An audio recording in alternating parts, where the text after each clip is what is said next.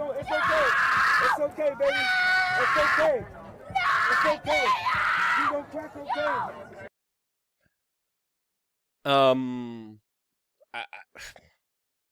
I think it's fair to say things aren't going too well. As, of course, America is ripping each other apart over politics.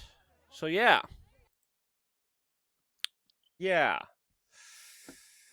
That looks like our current situation. Welcome back, beautiful and amazing human beings. This is Luke Radowski of WeAreChange.org. Safe to say we're living in very peculiar times, as a lot of Americans are on edge, as we're finding out the country can't even count. But hey, I have a crazy idea. If there ever was a time to give up on this crazy, chaotic, insane idea of government, it's right now. So hey, let's give this idea up, start being responsible for ourselves, our family members, our communities. We either work together or leave each other alone, but we live in peace and harmony. What do you say? But that's a crazy idea that will lead to instability and chaos, because we don't have any of that right now. But yeah, obviously we are going to be talking about the latest events surrounding the election, the contention, the errors in reporting, the fishy business going around, as we have a lot of important issues to get into in this video. Before we get into the actual contention of what actually is going on between Donald Trump and Joe Biden, I think it's also important to note some of the other things that have happened through this election, and that is highlighting how the pollsters were absolutely wrong once again. When you look at major predictions that they made, especially on the mainstream media, a lot of them have been just flat out wrong. Also, it is important to note that the state of Oregon became the first U.S. state to decriminalize possession of all drugs. Yes, all drugs. Cocaine, heroin, meth is now legal for personal use. Other states like Arizona, New Jersey, South Dakota, and Montana passed legalized marijuana, and Washington, D.C. decriminalized psychedelics. Democrats lost some seats in the House, and the Senate is still controlled by the Republicans. And very few people are paying attention to any of those issues, since of course we have a contested election and a big crap storm coming when it comes to legal battles and the probability of physical battles that may take place. And before we get into that, plus a lot more, this independent YouTube channel is fully demonetized. There are no ads on this video, so we are supported through your help and also with working with companies that we like and we personally trust. One of them that I think is important to mention is SafePreparedAndReady.com. It's a company that I've been working with for over 6 years now. I really like them. I use them. It's high-end storable food that lasts you 25 years. Yes, you're good with a bag of rice and beans, which you should have. But if you're looking for some fancy stuff with some taste and also some stuff that you could take along with you when you go hiking or camping or just to put something in your bug out bag, these guys are really good. Their prices are reasonable for what they give you. And of course, your purchases go towards supporting this independent media broadcast. Go check them out on SafePreparedAndReady.com. Also, we have one event left for our EFIT 2020 Bash. If you are feeling frustrated or stressed and want to relieve some of those frustrations, we have the perfect event for you in Manchester, New Hampshire, where you will get to use a flamethrower, hammer, many different firearms. If you have never shot one, this is a perfect event to learn how to properly use them, as well as a flamethrower. Yes, you will be using a flamethrower. And right now we are doing a giveaway as we're speaking. If you sign up to our email list and leave a comment on my latest Instagram post saying EFIT 2020, you can come for free. We're going to select a number of people randomly after, of course, we verify that you signed up on our email list and left a comment on my latest Instagram post. We are also accepting cryptocurrencies, bullets, gold, and silver, along with other barter for tickets. For more information, just email our contact information down below. Now, obviously, we are involved in a very fast-moving situation that is developing right now. I am scrambling to shoot this video to release it because the situation changes very dramatically. But as of right now, the betting odds have flipped back in favor for Joe Biden, who now has a, quote, 79% chance of beating Donald Trump, as we're getting initial reports right now that he is gaining a crucial lead in Wisconsin and Michigan after, quote, surprise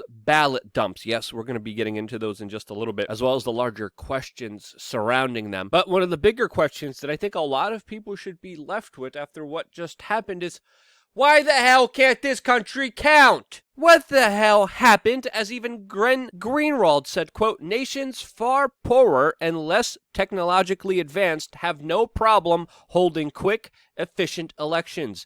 Distrust in U.S. outcome is dangerous, but rational. And I have to say, I absolutely agree with him. What happened here with the vote counting? Why is the government being especially incompetent when it comes to a very tense, tumultuous moment where most of Americans are on edge and everyone is fear-mongering about a civil war? Like, that's not the time to sit back and have bureaucratic Becky at the DMV slowly process your paperwork. Mainly because she's getting paid per hour. Yeah, I'm sorry, but Becky, this is not the time to do this. And this should have some serious consequences and some serious questions for the rest of Americans out there. Many key states like Wisconsin announced that they won't be announcing a winner last night. Michigan said that they won't be announcing one until Friday. Pennsylvania declared that this isn't over anytime soon. As of course, there was even statements from their government officials that counting could go on up until Friday. There was specific court battles between the Trump administration and the government of Pennsylvania to make sure that the votes actually come in on election day, that the votes are actually counted. The Pennsylvania Attorney General fought back against those orders proudly, prolonging this election, making it contested, and even announced that Trump couldn't win the state if, quote, all votes are counted. His specific words were, quote, if all the votes are added up in Pennsylvania, Trump is going to lose. Meanwhile, this statement was made before any of the counting and any of the voting. Now, to add to the large layers of problems, we are also getting reporting errors coming out of Arizona, which previously reported it counted 95% plus of the votes, but that was a recording error, and it looks like they only had 86% of the vote counted. This matters, since of course it could go either way. It is a major swing state, and just like I've been saying, this election was going to be extremely close, and it is. Now, with these errors, with this bureaucracy, with these delays, of course, comes many serious questions, especially as we've been highlighting in Pennsylvania, where the court ruled that election officials could receive ballots up until November 6th, even if they don't have a, quote, clear postmark. And as we said days ago, it looks like Pennsylvania has the most complications regarding this entire process. And let's just call it here. This is an utter mess of an entire systemic system. Moments ago, the AP called Arizona. Fox did last night, but they're still somehow wrong because of these accounting errors. And as Michael Tracy puts it, maybe they should pursue a different path in life, and as he suggests, maybe knitting. And he's absolutely correct. Now, of course, Trump made some statements regarding this entire situation, and honestly, I don't think he's doing himself any favors by declaring this election as a fraud, while at the same time declaring himself victor. There's a little contradiction there that people need to realize. But as this mess keeps getting messier and more confusing and more just in the air, regular people have to worry about violence, as even prominent right-wingers were stabbed last night in Washington, D.C. Yes, there was clashes where literally there was stabbings of prominent right-wingers. So it's safe to say adding more confusion on this very tumultuous situation isn't going to help ease it at all. It's only going to rile people up more, which is not a smart thing to do. Now, even though I don't think Trump did himself any favors with his speech last night, there are a lot of his supporters that are bringing up the fact that it's extremely peculiar that Biden is having massive voter gains at the last moment. A lot of people are specifically linking to this chart highlighting in Wisconsin how there was a major jump in Biden voters. There are a number of individuals saying that they are statistically improbable and outright impossible to happen. We, of course, are still waiting on the official explanation to this jump in numbers, but also, more prominently, there's also a lot of censorship happening on big